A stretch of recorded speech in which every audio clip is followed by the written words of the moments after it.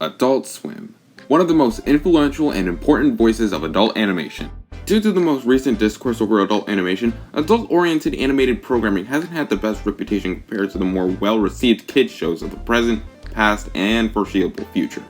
However, one thing that I believe remains a huge trendsetter for the adult animation landscape is Adult Swim, which has recently turned 20 years old, so happy birthday Adult Swim! Anyways, today I will be going over the history of Adult Swim and the impact it's had on an entire generation.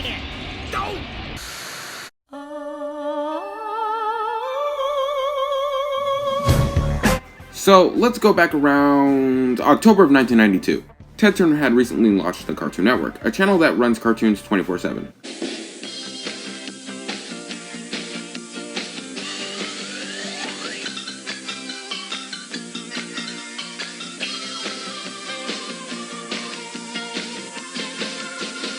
Starting it was no easy task, however, he managed to pull it off. The cartoons that were run on the network were MGM cartoons, Hanna-Barbera cartoons, Looney Tunes cartoons, and more.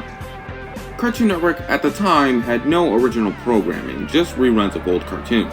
However, it wouldn't be until 1993 where Cartoon Network would air their first original program, The Moxie Show. Sadly, we aren't talking about him right now. Give him some love though. Instead, we will be talking about 1994's Space Ghost Coast to Coast. Hello, I am Space Ghost. Welcome to my show. Based on the 1960s Hanna-Barbera cartoon, Coast to Coast is about the washed-up superhero now taking the role of a talk show host, with Zorak and Moltar being his co-hosts, despite not liking Space Ghost that much. Weird. The most interesting thing about the show, however, is the fact that it was reusing the assets and cells from the original Space Ghost series. However, when they needed to, they would make new cells for the show. SGC2C was created by Matt Glazo, who has been working with Turner Media for almost a decade at that point. The series ran from 1994 to 1999, but was revived in 2001. Now, I know what you're asking. Wait a minute. If it's a Cartoon Network show, then why are you talking about it in an Adult Swim video? Well, I'm glad you asked, because that brings me to...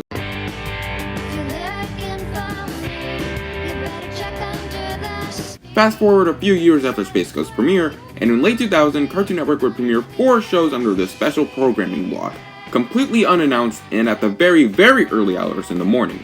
Those shows were Harvey Birdman Attorney at Law, C-Lab 2021, The Brak Show, and Aqua Teen Hunger Force. Oh, by the way, they were all Space Ghost spin-offs. To be completely honest, I don't know why they do this very early in the morning, but hey, that's something big, so something must have worked. Around that time, it would be announced around 2 months earlier that Cartoon Network would be launching a new programming block specifically made for an older audience. And it was scheduled to premiere on April 1st. This was simply called Parental Block at the time. So April 1st came and... nothing.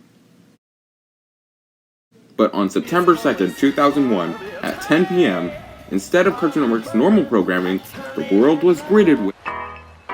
All kids out of the pool for Adult Swim. All kids out.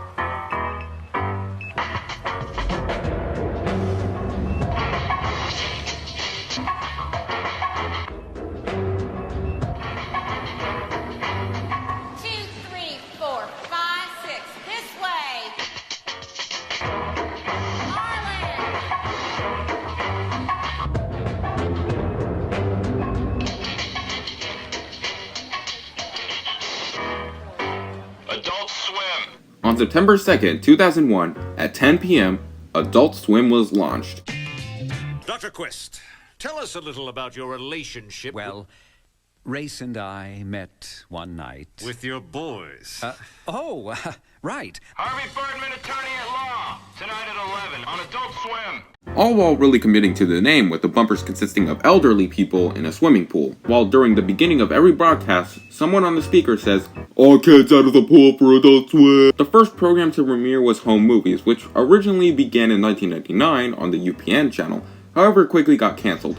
However, Adult Swim picked it up, and now it's an Adult Swim original. After quite a hiatus, Space Ghost's new home was on the block too, as new episodes and reruns would now air on the block. Adult Swim also premiered Cowboy Bebop, the first ever anime broadcasted on the block. Brak, Harvey Birdman, Aqua Teen, and C-Lab would air their new episodes and reruns on the block too. Adult Swim aired on Sundays and Thursdays from 10 p.m. to 1 a.m. However, as time went on, they aired on more days and extended the runtime of the block. After a while, Adult Swim aired an action portion that housed action-oriented shows called Adult Swim Action. Some include Gundam, Samurai Champloo, I think that's how it's pronounced, and Inuyasha. As time went on, Adult Swim started airing more acquired shows like Mission Hill, Baby Blues, The Ripping Friends, God, the Devil, and Bob, which I'm pretty sure you didn't know existed until I just brought it up, and, most popularly, Family Guy and Futurama. Adult Swim picked up the rights to air Family Guy after getting cancelled by Fox in 2003, even airing the episode that Fox refused to air, When You Wish Upon a Weinstein. Hi there, I'm Peter Griffin. You might know me from a little show called Family Guy, or you might know me as Jack from Will and Grace, but I wear a lot of makeup for that and I really ham it up with the gay routine. Anyway, next Sunday, Adult Swim is airing an episode of Family Guy that Fox refused to show. But my good pals at Cartoon Network are showing it, although I think they're making a couple of changes because I'm so controversial. See the Family Guy episode you've never seen, next Sunday at 11 p.m. on Adult Swim. Ever since then, DVD sales and ratings skyrocketed, and a year later, Family Guy was brought back. Even then, Family Guy still continued to air on the block.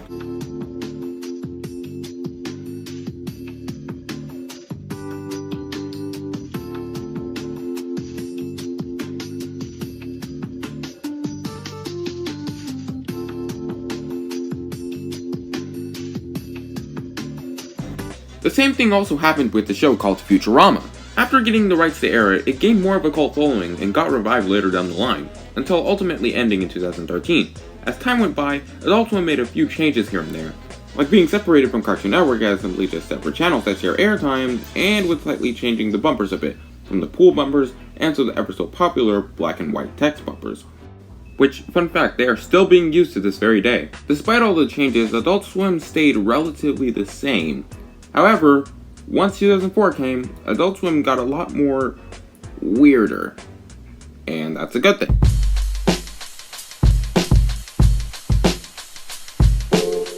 Two 2004 would be what I call the start of the weird era. For example, their April Fool's stunts. They can range from mustaches, airing the entire Aqua Teen movie on a small screen with no audio, or my personal favorite, hyping up their previous pranks only for there to be no prank. This was also the era where a bunch of weird shit would air early in the morning. I noticed around the beginning of the night, they air more tamer PG shows, like for example, King of the Hill or Bob's Burgers. Then later on there's this. Let me see. I will because that's something I can do. Do something. And this. Love the earth like you love your mother. Kiss your mother, youngling. Go on, harder. She wants it harder. And especially this.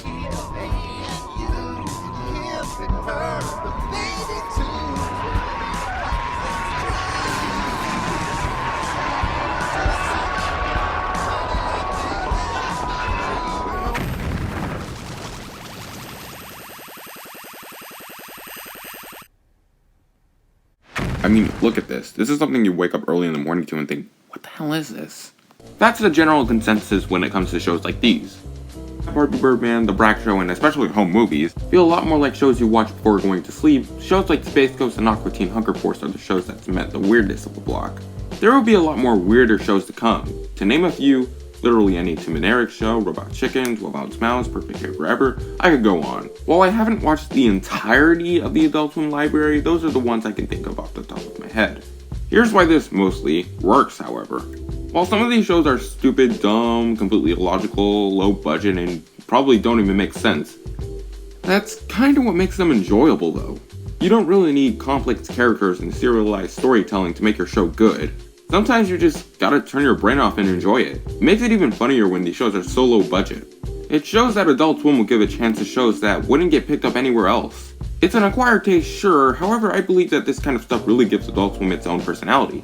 And mad respect to AS for that. Aw, thanks Tariq, I wasn't talking to you, AS!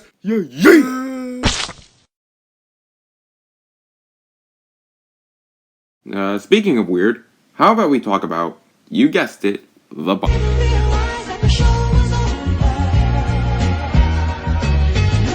Like I said earlier, Adult Swim originally started with these bumpers of elderly people in a pool, while a man shouted through a microphone, whether it be to announce the start of the block, what's coming up next, or just random stuff. I honestly love this idea. It lives up to the name and has its own personality. Plus, I love how, well, 2000s it looks. if that makes sense. Like, what I mean is, looking at this footage just screams early 2000s. These bumpers didn't last long, since about a few months after. Hey, so future Tariq here. Apparently I was wrong about the few months later thing. Apparently these bumpers were replaced in 2003, not a few months after the original launch of the bump, so my bad. They got replaced with these bumpers of various Adult Swim characters being lifeguards or just doing whatever this is. However, it's still committed to the name. However, again, these bumpers didn't last long, and they were replaced with the most popular black and white text bumpers in 2003. These are still being used to this very day, and perfectly represents Adult Swim's brand, with the bumpers consisting of non-sequitur humor. These bumps would also be used to answer questions and for recent passings. However, while the black and white bumpers were the selling point, Adult Swim over the years have had different kinds of bumps. This is my favorite era of bumpers in my opinion. The scenery can range from peaceful, nostalgic, confusing, arousing. However, they can really come off as creepy.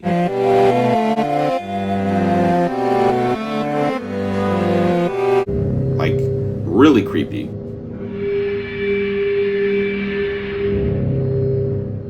A lot of these bumpers were designed to scare off kids from watching Adult Swim. Some are creepy without being disturbing, and others are... yeah.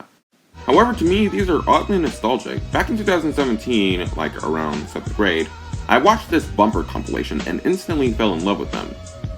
They were just so different from the TV bumpers you'd usually see. Not only that, but they're recognizable.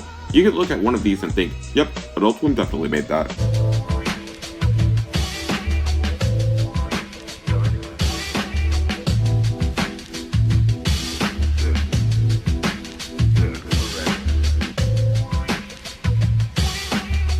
Having something recognizable enough for people to know that you made it without explicitly saying that it was you is honestly a huge plus. You know what else is a huge plus? Connecting with your audience.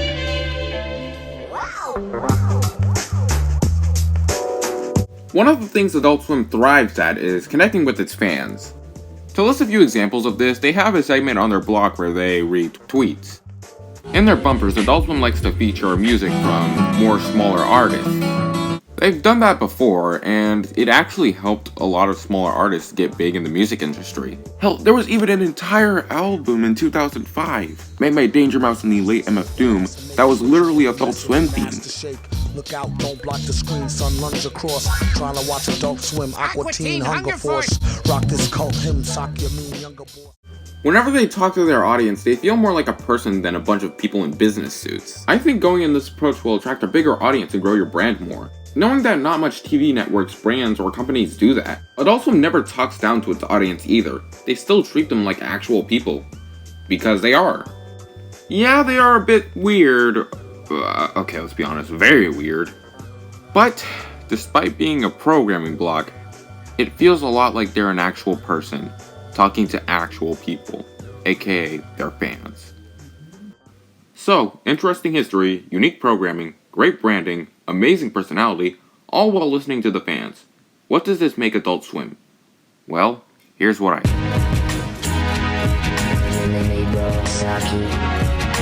If there is one way to describe Adult Swim, it would be bizarre yet beautiful.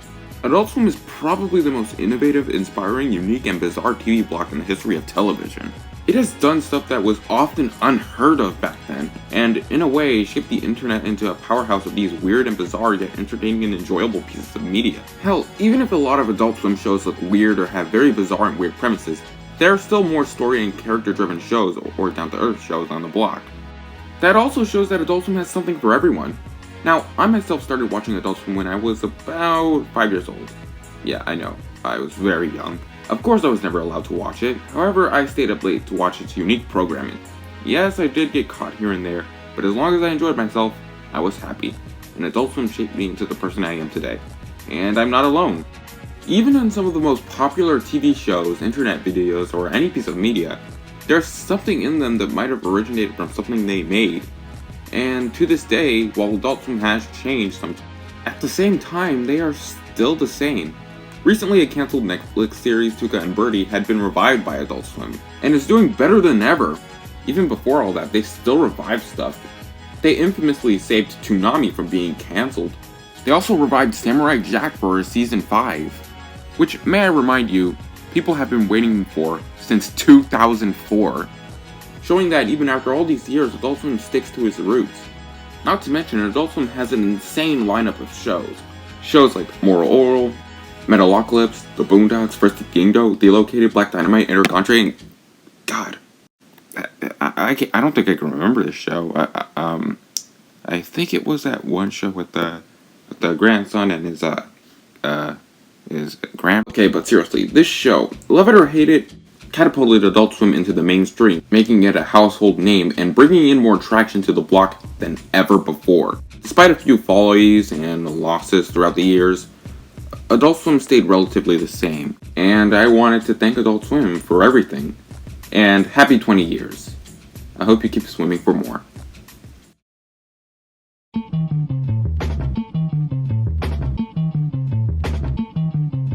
Science guy, I'd like for you to explain to our young viewers why they should believe in ghosts, and that it's okay that I'm able to transcend all laws of physics and appear on television. Can I help you?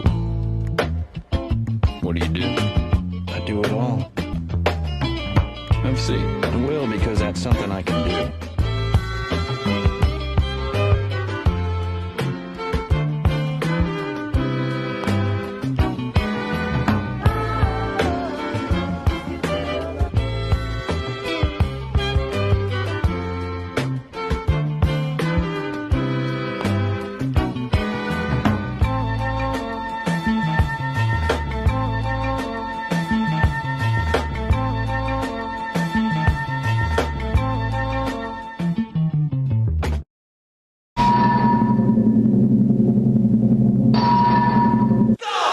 This concludes our broadcast day. Thanks for watching Adult Swim.